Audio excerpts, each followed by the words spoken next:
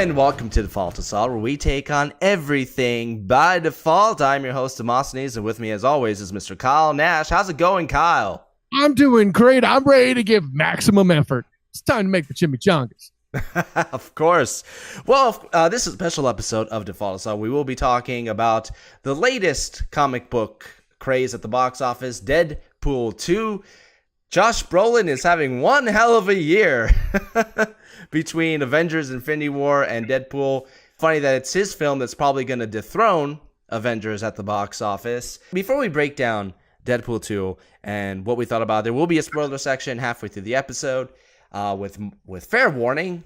Spoilers, bitches. So, what did you think of the original film? Listen, man, the original film, I didn't know what to expect. I personally knew very little about Deadpool. My wife was actually interested in seeing it, and it was very convenient that it was released on Valentine's Day for that purpose. But I didn't know a lot about the character. I knew he was supposed to be kind of tongue-in-cheek. He did silly stuff. He broke the fourth wall. I knew enough to be tangentially aware, peripherally aware of Deadpool, and it was a lot of fun. But I was of the opinion that it could never work again. Other people would try to do that sort of thing and fail. But I thoroughly enjoyed the first Deadpool. The villain was a bit weak, but it also left me walking out of the theater going, this is awesome. But upon review, wondering if Deadpool if it got to the point where Deadpool had to carry a movie by himself, I don't think he'd be able to. Well, it's kind of funny that you mention the continuation of the character, because after seeing the first film, I had the same thoughts. So they were either going to do more of the same, or they were going to try to outdo this film. A film that by its very nature is already pushing boundaries. And going into Deadpool 2, spoiler alert for my thought a little bit, I felt that it was more the former. It was a little bit more of the same. But as for the original film, I was pleasantly surprised. Ryan Reynolds was born to play the role. I can see how he personally felt that his initial debut in the abhorrent Wolverine X-Men Origins, I can see why he wanted to make up for that. Well, hell, even within that film itself, Demos, like at the beginning of the movie, before he gets all messed up or whatever, and he's in there just as Wade Wilson, he's pretty cool for the, however many minutes or seconds he's in that part, where they do the initial raid with that squadron that's with Wolverine. All that stuff was the to that point potential where the table was set for an unrealized opportunity until it was realized later. I mean, how far ahead of our time were we when we produced one of the Symposium films where we shot Green Lantern out and had him replaced with Deadpool even before the movie was released? Wait. Green Lantern sucked. We can do better than that. All right. Much better. I mean, listen, that's how smart we were. We were all waiting for that redemption of that character based on that short time he was in the elevator and nailed by Ryan Reynolds, which basically anything being nailed by Ryan Reynolds is a good time. And you could take that as a metaphor if you want. I will say this: when it comes to marketing, Deadpool is how you freaking do it. I would even venture to say that the marketing for this film is more memorable than the actual film. The Bob Ross trailers and so forth, they truly have fun with the character. And the best part about it, what truly makes it memorable, is that this is character-based marketing. You see these trailers, you see these commercials, and you're like, I want to go see that character. I want to go have fun with this guy. Even some of the silliness they do marketing wise with all the stuff happens within the movie. I mean, it leaves an impression in your mind that doesn't vanish. We'll get to that a little bit later. So yeah, I thought that the first film was a lot of fun. It did surprise me. I didn't think I'd like it as much as I did. I thought that it was a great Valentine's Day movie. Deadpool 2, I can see why they didn't release it on Valentine's Day. Oh, yes, right. But what did you think? Now that you've seen Deadpool 2, what did you think of this film, and how does it compare to that first film? I I thought it was you mentioned more of the same, but I think it tried to be a little bit more. This is going to sound like a diss, but it's really not. I feel like this one tried to be more of a movie than a spectacle. And maybe that's why it wasn't as good, because there was some things that, like, the things that held up well, but the things that didn't hold up, you're like, it had the automatic built-in of excuse. Well, it's a Deadpool movie, so God, like, not a terrible position. It's the right place to where if it wants to try something and miss, it's okay. It's a Deadpool movie. If you try it and you hit, I fucking love Deadpool. That's kind of how it happens, and it's great. I loved so much. What they did with the Peter character was great. Me and the wife already watched Catastrophe on Amazon, so we know that actor, who's already hilarious anyway. And I'll just refer to him as Peter/Sugar Bear, was cool. I don't think it was as unique or as memorable as the first film. In many ways, although it does take its own direction. This is Terminator 2 starring Deadpool. And Josh Brolin as Cable was fantastic. Nowhere near as memorable as Thanos, although I think it's, with the exception of the actor, I don't think these two characters can truly be compared. Right. Exactly. I'm glad you said that, because I was about to go to work on you. It's Thanos. Are you bleeping me? It is beyond comparison. Right. But still, the actor does bring something cool to this role. Something a role that could have been the downfall of this film if handled incorrectly, because the Cable story is the crux of this story. It's the added element for sure. And listen, got to be honest, I was not aware that Cable was such a racist. That was new to me. Deadpool 2 in general, I get it. It's fun. I'd recommend it as a good comic book film outside of the MCU. There are very few that really hit, and they really hit well, or at least make you leave the theater without wanting to bash yourself in the face.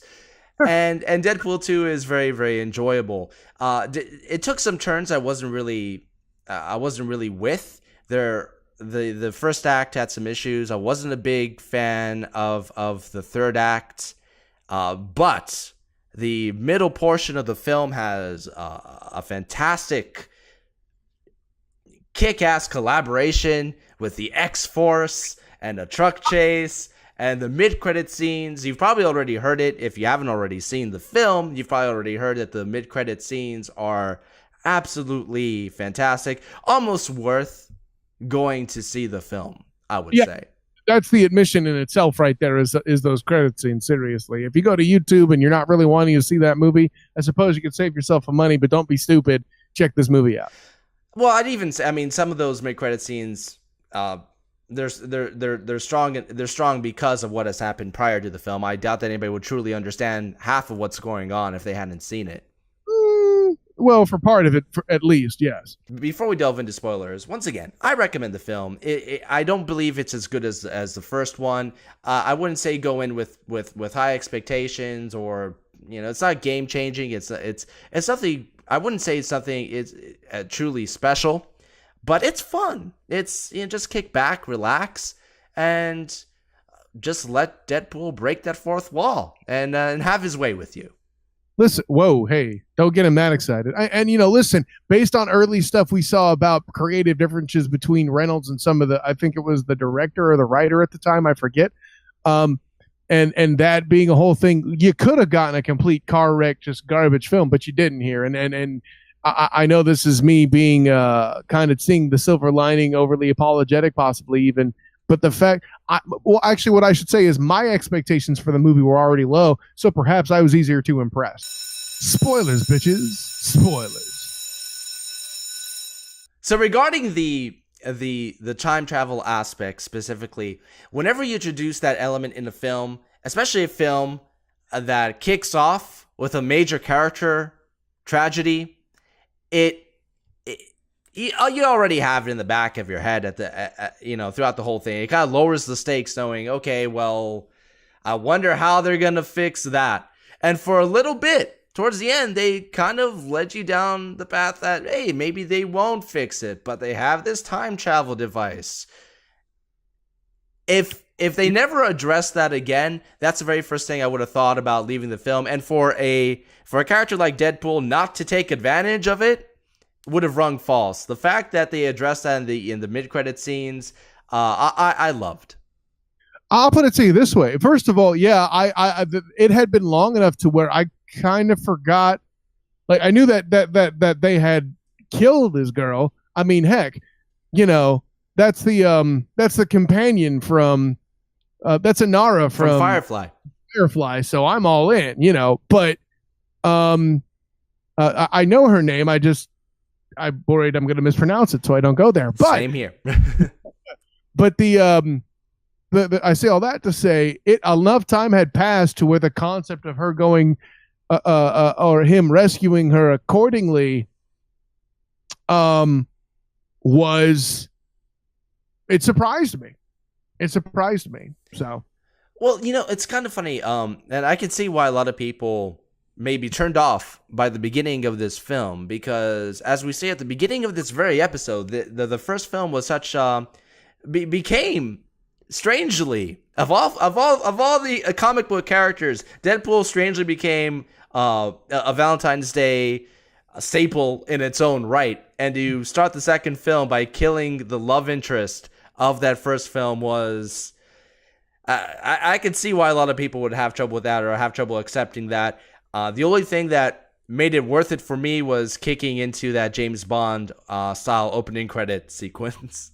And the way that they actually using that same comical credits approach that they did in the first one to in fact address and make fun of the fact that they just did what they did plot wise was a perfect solution for those who were about to be ticked off by it. Like, there were so many people that left Infinity War cheesed off by the fact that Thanos air quotes won. You have now supplanted that piece by making fun of it the way you did in the credits, right? So, which is absolutely perfect. And the X-Force, I mean, they really showed up in this film for about 5 minutes. But I mean, that was the most memorable 5 minutes of the film. I mean, I would say. How do you kill Terry Crews? What the hell is wrong with you people? Okay, I'm good. I'm sorry. Hey, they killed Brad Pitt too, so. Yeah, that's okay, but everybody wants to see the pretty boy die. How do you kill power? Okay? Damn it. Sorry. I'm going to be all right. The whole part where he gives a good, 30 to 60 minute tirade about how Luck's not a superpower while she's in there kicking ass. Listen, that's the comedy version of this stuff you see in the Mission Impossible movies, or at least 1 and 2. That's the only ones I really remember where they did this. And actually, in my opinion, it's only the good part of Mission Impossible 2, is while Ethan Hunt, played by Tom Cruise, is describing his plan, they show like the cutscenes and the mashup, the montage of what it is. Well, first we have to go into this air duct and do this. It's one of those devices where they're explaining it and they show you they show the execution as they're explaining it. Correct.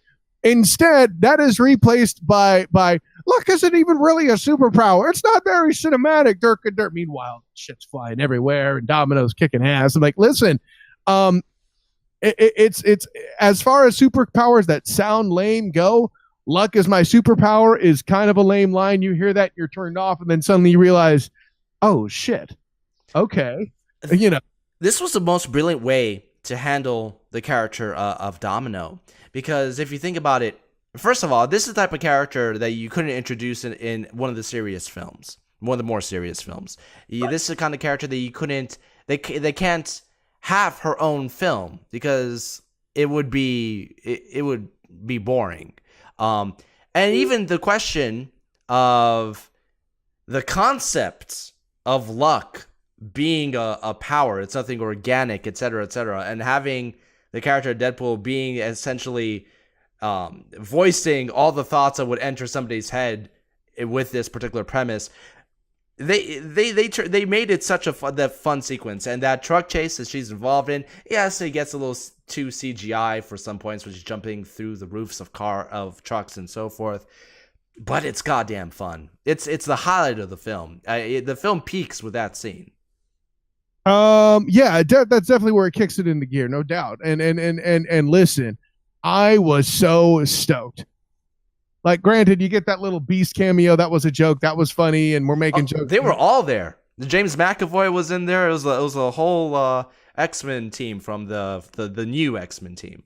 There you go. And they did all that in there. And listen, if you weren't able to see quick enough, you might miss a few people. Let's call it what it is. But yeah, Quicksilver was there too. So see him. So there you go. But Juggernaut being the big bad. And that fight with him and Colossus was fan-flippin-tastic. I thoroughly enjoyed that. I have two thoughts about that. A, having the Colossus Juggernaut fight made up for the fact that it wasn't in X-Men 3, which was one of my big disappointments. These two characters are meant to have a fight. And I don't think I'm the only one who ever had that thought. You are not. And in fact, I think... it was either Brett Ratner or one of the writers was asked that question, like, why didn't you have these guys fight in that film? And they gave the lamest answer possible. Well, we couldn't figure out who was going to win, so we didn't include it. Boo! And there we go. Boo. On the other end, making a joke that here's your CGI fight, yes, and then proceeding with it, does not excuse the fact that it is a CGI fight. It's awesome. I think the problem was, I think the ending was a little weak, and only really by comparison to how kick-ass that freeway fight was with the trucks. And nothing quite topped it. The ending of the first Deadpool I thought was far stronger. I think there could have been the ending of this film needed some cleanup, I would say. There's one particular joke that drags on a little too long. But that's the point. That's the point of that joke. I get it's the point, but that's the problem with having any jokes that within their own by their own premise it's funny because it drags on long. That is a very, very difficult balance to achieve properly and have it work. And you feel like they missed. I feel that they definitely missed. They took it one step too far with it. And it was punctuated by a device that I wasn't really thrilled about with the film. The afterlife sequences, I wasn't quite buying. The invisible wall, I was half expecting a Donnie Darko joke, which I'm kind of disappointed that they didn't go there.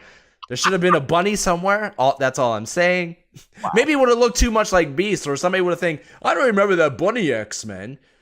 But maybe that's it. Donnie Darko is in the X-Men universe. Jake Gyllenhaal is a mutant. Probably makes sense for how he looks. Mind-blowing stuff right there, Demos. Listen, this is one of those things where it's okay to be wrong. We can all have different opinions, and you need to accept you're wrong about the no. And listen, I'm with you on that one. Actually, it's not like Rogue One or Ragnarok, for example. We are obviously incorrect. No, I mean, like with that one, that as I'm watching it, I'm like the first one that he extended, I'm like, that was stupid. And then they did it the second, I'm like, oh, okay, that was funny. And then like it kind of keeps going. You're like, I mean, I get that they're being entertaining here, but I don't feel like this is going to hit. And so when you were like, wait a little too long for me, at the risk of a that's what she said joke, I wasn't surprised to hear you say that, you know. Well, here's the thing. If the film had ended right at the beginning of the credits, that would have been a disappointing ending. And yeah. I find it odd to say that the mid-credit scenes save the ending of this film. Deadpool is at his best when he can really manipulate the fourth wall and he starts pointing shit out that you are thinking.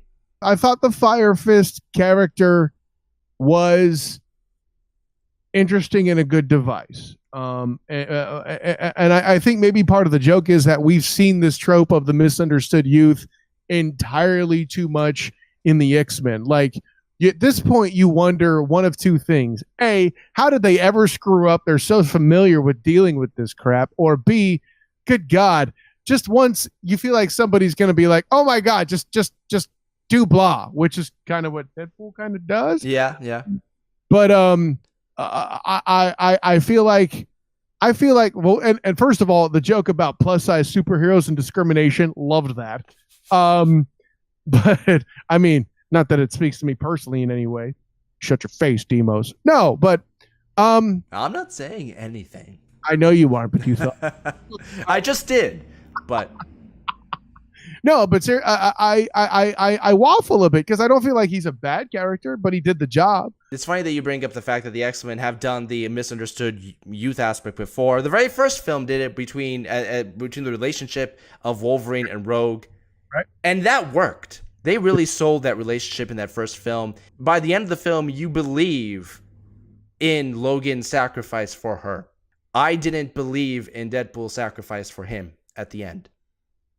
I think they needed to develop that relationship more.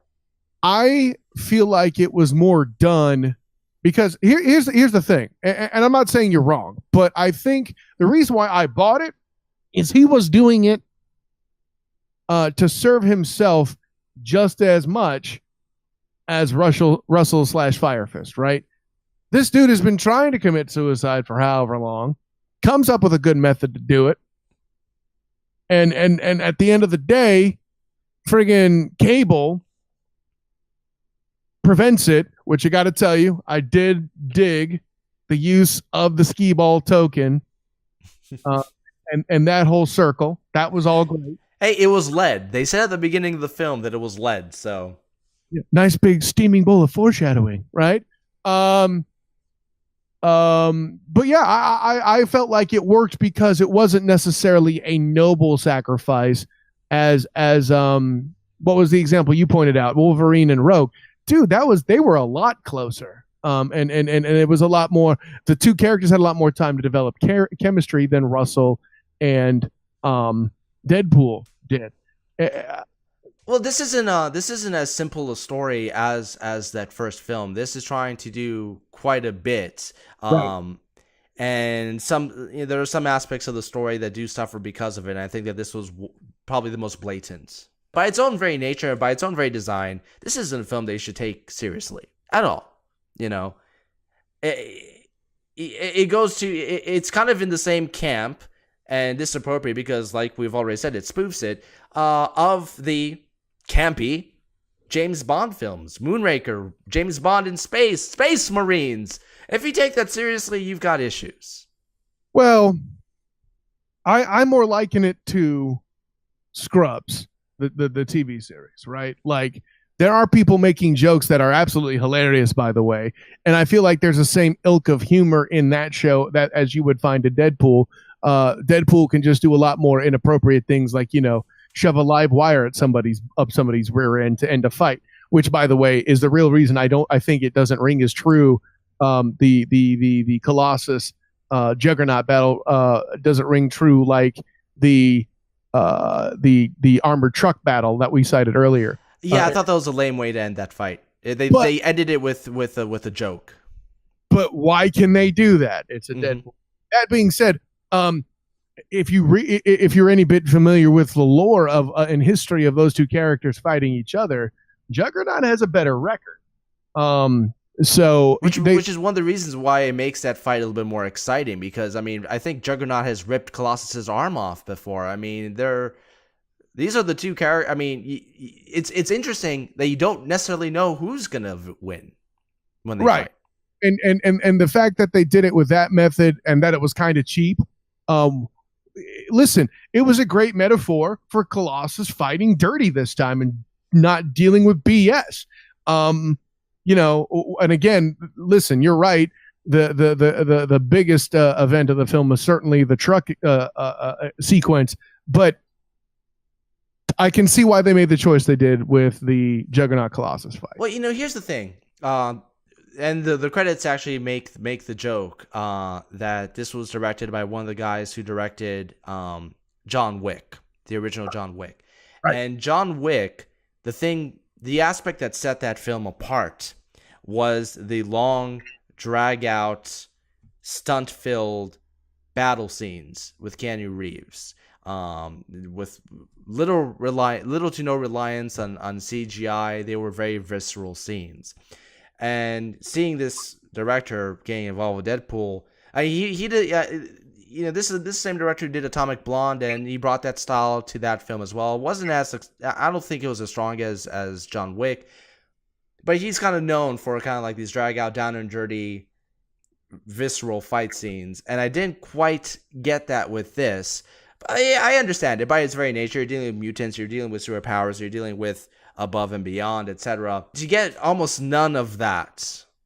Right. Almost none of that was a bit of a disappointment. It's a Deadpool film, as Kyle has been saying quite a bit. I'm in full agreement. It's fun, nothing great, but it's a fun time at the box office. Kick it, If you were disappointed by the ending, if you're still crying about the ending of Infinity War, this is your palate cleanser.